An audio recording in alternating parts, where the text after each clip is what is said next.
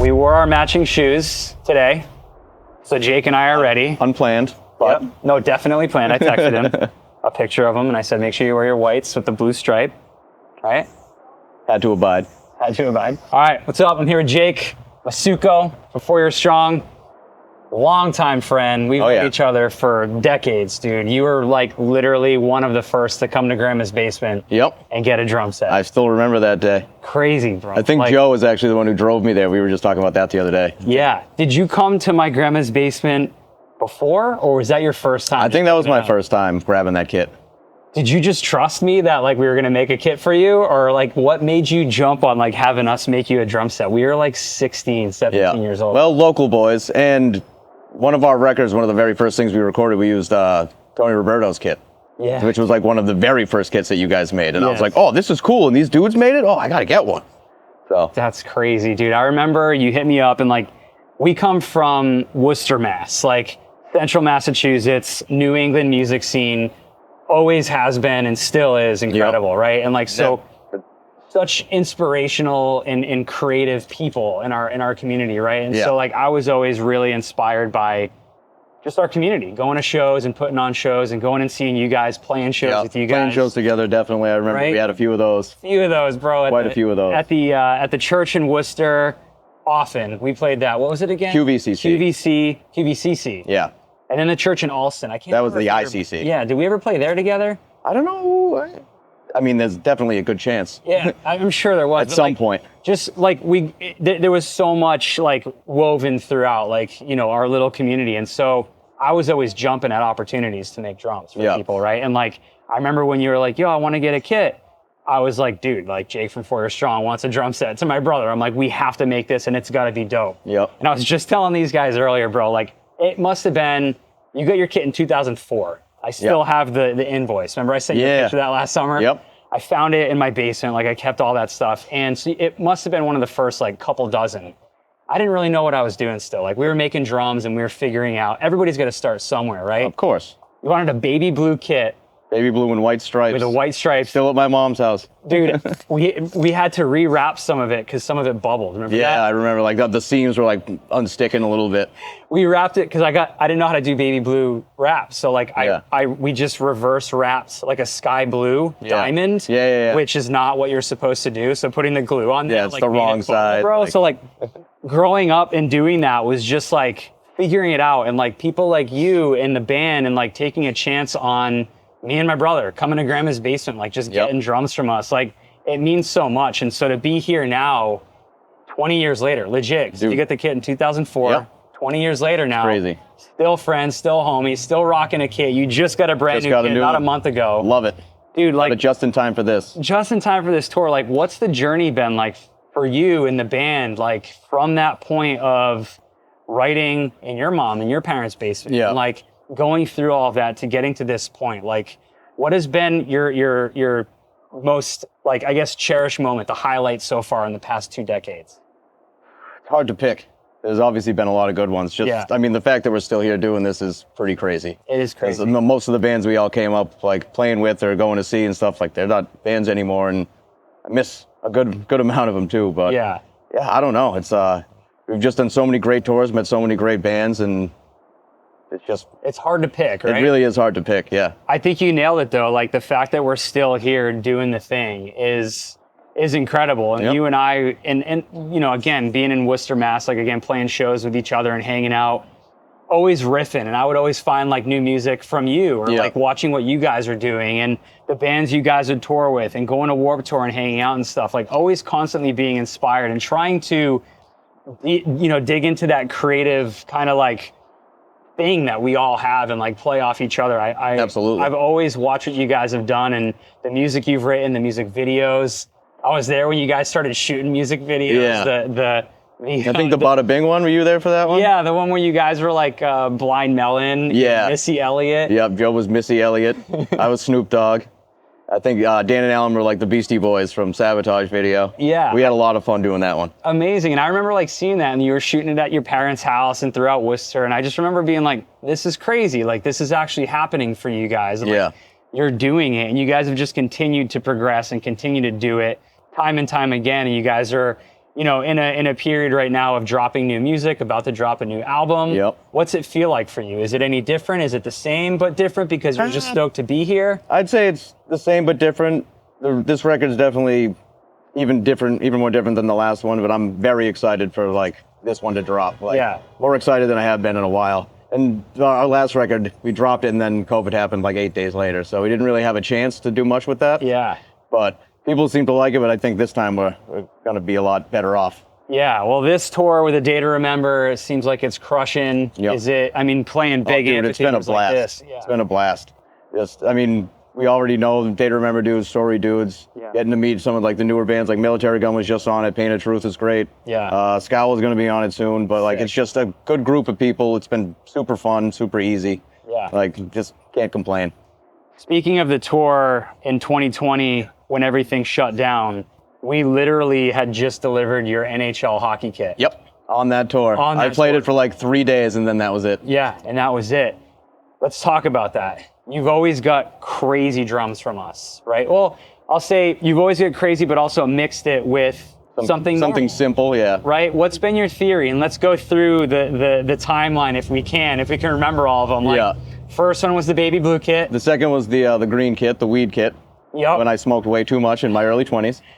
But dude, that goblin green became a thing. We've done so many goblin green stains, and I remember going to the team, to Josh. Yep. And I'm like, Jake wants a goblin green kit. And everyone's like, dude, what? And I was a yes man. I always said yes, no matter what. And it's like, go figure it out. And like, how do we do a goblin green stain? I don't know, but we will, and it's going to be sick. With it came out great, yeah. The wood badges. That thing's still in great shape. My brother's actually got it set up in my mom's basement right now, like to do some like recording projects and stuff. Sick, so dude. That thing's still kicking. So from there we went. After that, I think it was green, and then I think we did the Jaws kit after that. Okay, so Jaws and then parquet floor. And then the parquet. Oh no, was it the other way? I think it was the parquet and then it was the Jaws. Yeah. And I'll never forget, dude. And like, we were just talking about this earlier, and I just have to say it for the record. Like, we were literally at Warped Tour. I forget what year it was. What year do you think it was when you guys and Rob got together and started like doing stuff with I Surrender? Like 2006 or 7 probably, because our first record came out on I Surrender in 2007. And you guys just sent songs to people, including Rob Hitt. Yeah. We had our demo in like 2005, and we were just sending it to anyone we could possibly think of, anyone who might listen. Yeah. And Rob was like one of the only people who actually responded to us and was like, oh yeah, this is cool. And we're just like, 4 Years Strong basically started as being like a Midtown Saves the Day Strider cover band, like, you know, like, dude, so crazy. Like, and then it's like, Rob Hitt of all people? Like, this is awesome. And we're still close with Rob. We still talk to him. We still see him when we go through New York. Amazing, dude. And that's that. I feel like that's that thing, man. Like, I went to see Midtown at the Palladium upstairs, and that was such a formidable evening for me because I went to see Rob. Yeah. I met Aaron Stern, who's playing with Matchbook. I met Spencer Peterson, playing awesome. you. I haven't seen him. Killer drummer. Great. And I met the Butcher. Oh yeah. And the Butcher helped just so many great outlets for me. He had a lot to do with you guys with like the burn and etch and stuff. Like that was all very cool. And so that kicked off my relationship with Rob. I'll never forget, I saw Rob Hitt at the Warped Tour. Yeah. Probably around then, 2007, 2008. Yeah, our first one that we did the full year was 2008. So that's probably. So, and he goes, 4 Year Strong's gonna change the way kids go to hardcore shows. And I'm like, all right, dude, like, let's go. Yeah. And we started making those drums from then. The parquet floor kit, which... That's still one of my favorite kits. Like, dude, that whole thing, we did the TV show around it. We literally filmed an episode. I was on the pilot. You were on the pilot, and that show went to air. Yeah. Like, that was our first, like, actual episode.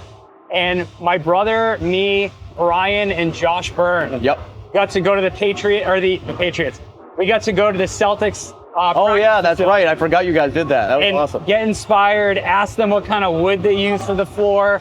And Josh went back and literally cut every single one of those pieces of wood. Yeah. Inlaid them. My brother high gloss lacquered it, and that thing just was like a work of art, man. Yeah.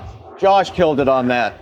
He really did. He absolutely killed it, because that was all math too, making everything fit on like the right size. Like, he was such a creative individual, but such a perfectionist, where if it were me, I would have said I can't do it. Yeah. Right? But for him, it was like, I'm not only going to do it, but I want to make sure that when the seam comes around, the seam, it's seamless. Yes. So that the math works out where each piece, just the last piece I put into the puzzle, just fits. I don't have to shave anything off. Exactly. And he did it. He killed it. He absolutely killed it. Amazing. So you've got that. You've got the Jaws. The Jaws, which is still hanging. I just got to see that recently when I went to grab my new kit at the shop. Yeah, dude. Still hanging in the rafters. Hanging in the rafters, bro. I don't know how I'm going to get that thing down, because getting it up. Dude, it's a heavy son of a bitch. It's heavy. That's why it only did that one Warped Tour. It's like, I got to get a kit that's a little more manageable to have on the road. Yeah. And I don't want this thing to get ruined either, you know? Like, it was already getting chunks taken out of it and chipping teeth. I remember you showing me your Jaws tattoo. Yeah. And you're like, bro. I got to finish it. You didn't finish it yet? No, it's still just the same as it was. I remember seeing it, dude. It's burned in my memory, because you're like, I want a Jaws kit. I got a Jaws tattoo. I want a kit like that. And I'm like, we can't just do like a wrap or like, it's got to be a Jaws kit. So like, we're doing blue acrylic.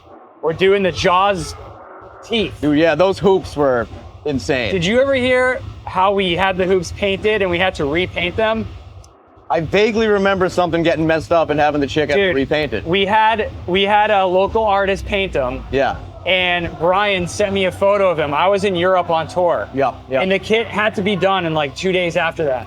He sent me a photo. He's like, the kit's done. It was assembled. I'm like, it's not it. Yeah. That's not it. We have to redo the hoops. Yep. And he was like, what? They're done. They're dry. They're assembled. And I'm like, it can't be. We have to take them off.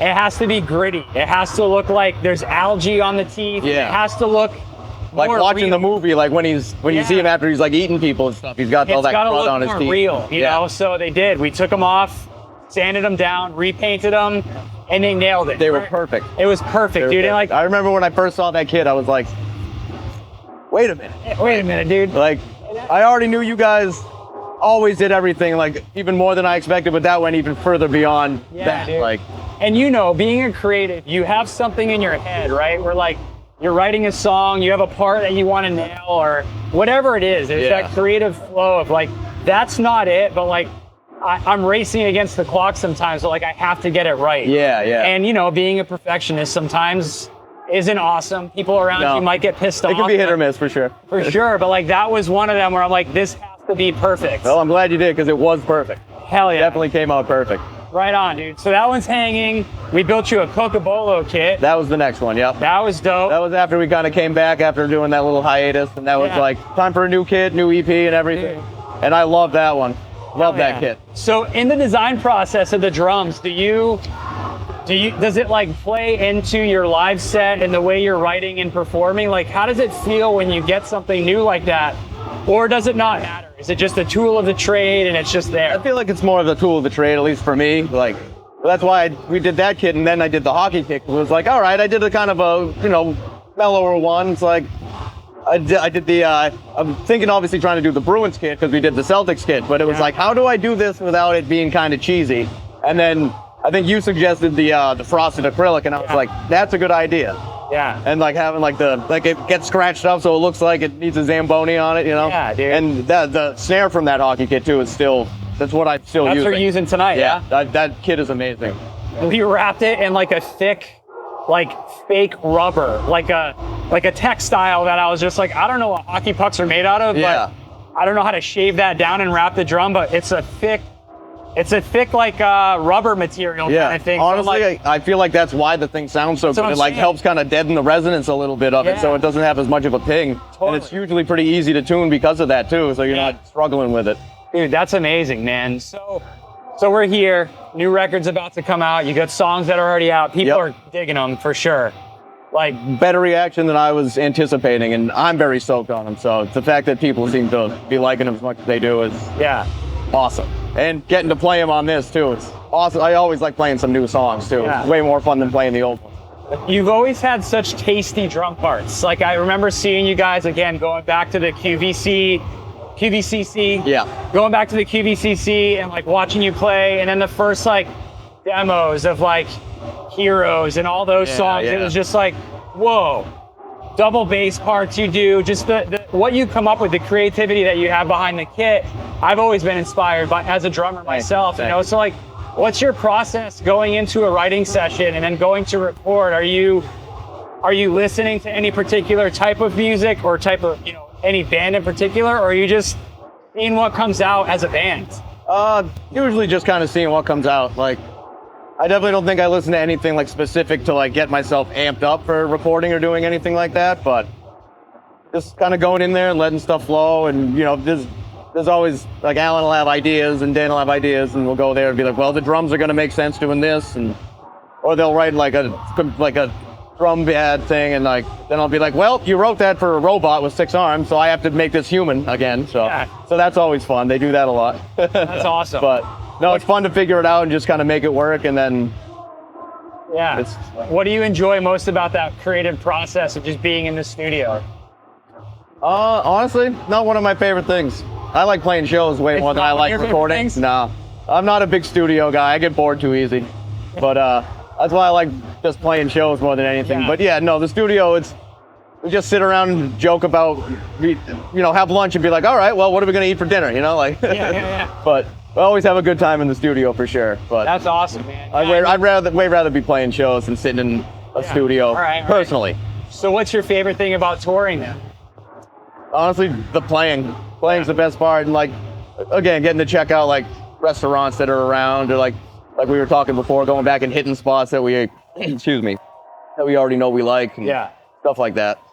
Just seeing new places. Yeah. That's awesome. You've always had such a simple setup live too. Like your kits, I feel like listening to the songs, you would expect that your drums would be different than what you have. You have a simple 3-piece kit. Yeah. You've got a click track that you just literally, like just a plug. I got the old caveman click going still right now. Like, do you program that, or are you literally changing the BPM? No, you can program it, so it's like I'll know what the set is and I'll just put it in. And sometimes we have to change something, or like add a song, take out a song, or like we did 4-chord fest, so we added a couple extras, so I just changed it up. Then be like, oh shit, don't forget to do it for the show tomorrow when it goes back to the other one, because it's not very technologically sound. It's still like old man style. Do you remember all the BPMs, or do you have a cheat sheet? I remember most of them. I have like I have like a list in my phone in case there's one that I forgot, but at this point, I know what most of them are. Dude, that's crazy. I just feel like, for the drum, when you hear the drums on the songs, your playing is so on another level. To pull it off on a kit like that is super impressive. Double kick, simple 3-piece kit. Simplicity is key, I think, for sure. Yeah. Like, especially like, but I wanted it to come across live like it does on the record. Why would I add a bunch of crap to something that I'm not going to have out on the road? Like, just like try to make it all just one little ball, just make it all work, Yeah. Have you always been that way? Kinda. I think simplicity is key, especially with like drums and stuff. Personally. Yeah. Like, I think just let the drums be the drums. Yeah. Let guitar players have the egos, right? You ever get in your own head, like mess up or get close to messing up and have to get back on track? Occasionally, but I try not to like let it stick in my head. It's just like, all right, well, I fucked up. Gotta go back to it, back to the old drawing board, just back on the grind. Don't let it like mess you up further. Because I've definitely done it. We've all done it. We're only human, but I definitely try not to do it for sure. How has the band evolved? Over the years, you guys have been a band for over 2 decades. Yep. 23 years. 23 years, man. You guys have, same dudes. Yeah. You've been through a lot. You've seen a lot together. Oh, yeah. What's the most important thing, thinking of the next generation of musicians that are listening to your songs, maybe hearing you guys for the first time at these shows, hearing you for the first time with this new record you're about to drop, maybe been a fan for 5-10 years, but they want to pick up an instrument themselves. Like, what would you say for some advice, being where you're at in the band as you guys have evolved? What would you say some of the key things are for people that want to do what you're doing? I mean, you got to just do it. First and foremost, no one's going to do it for you. And I definitely think we've had a little bit of luck on our side over the years in certain times, which has obviously helped us and kept us going. But yeah, you just got to do it. Don't be afraid to take some risks, and don't just try to write what you think people want to hear. Like, write what you enjoy. Otherwise, you're not going to have any fun doing it. Yeah. So I feel like that's key right now, man. And like phones and all this stuff and all the ways of like getting rich quick or getting seen and famous quick. Like, we didn't come from that. We didn't even come from MySpace days. No, like, We didn't have social media. We were on AIM, for God's sake. Yeah, dude. We went to Kinko's and flyered shows to put on like a Knights of Columbus show where like maybe 100 kids would come out, right? Yeah, or we'd like ask someone's like mom, be like, hey, can you make a bunch of these copies at work? And then like you make the little square ones, so you have like 4 on each sheet, and then you cut them there yourself, like. Pass them out of high school. Yeah. But we had to go for it, and like that's not putting down any way of promoting now. Obviously, no, of course there's a lot of tools out there. It's easier, and it's for good reason, like. Right. But still, like, just getting out there and promoting yourself and getting out there and just going for it. Yeah. You know, like you said about drumming, like, I feel like there's a key to simplicity. And, like, just going out there, doing things that make you happy and just going for it and putting yourself out there, that's it. I agree, 100%, right? Yeah. What do you guys hope, or what are you personally hoping to accomplish in the next few years, like, as a drummer, as a musician? I guess just, you know, improve, like just maybe learn some new techniques or something, and just be able to keep going. Yeah. Just not break anything, so, you know. I thought about bringing a skateboard out on tour, just like cruise around. I'm like, with my luck, I'll fall and I'll break my wrist or something, and like, nah, we can't be doing that. That could happen. Yeah. But, yeah, no, I just hope the new record comes across and people like it, and then the next record that we do is even better. Yeah, just keep doing it. Yeah, just keep grinding, just keep going for it. Amazing. As a drummer, what do you do to warm up before a tour and then before a show? Do you have any particular things you go through? Before a tour, not so much, just, you know, practice. Just make sure I can remember all the songs, especially if it's like been a while, because we haven't toured since like, I think last November up until this, so it was a lot of off time, and I definitely didn't play the drums enough in that off time. Yeah. But, so yeah, just trying to play more and get the muscle memory back, and usually before a set, I'll like, you know, just stretch a bit, just tap around on a drum pad just to loosen up everything, and hit the Theragun. One of Tor's best friend is the Theragun. Yeah, dude. Love it. Just sit there like on my hip for like 10 minutes, just loosen that shit up. Yeah, getting older, playing drums like you do. Yeah, it's a little difficult. A little different. That's why I'm trying to take it a little easier than I used to, for sure. But and you still love it as much as you did 23 years ago. Still love playing, for sure. Yep. Amazing, dude. Playing's the best part. So sick, dude.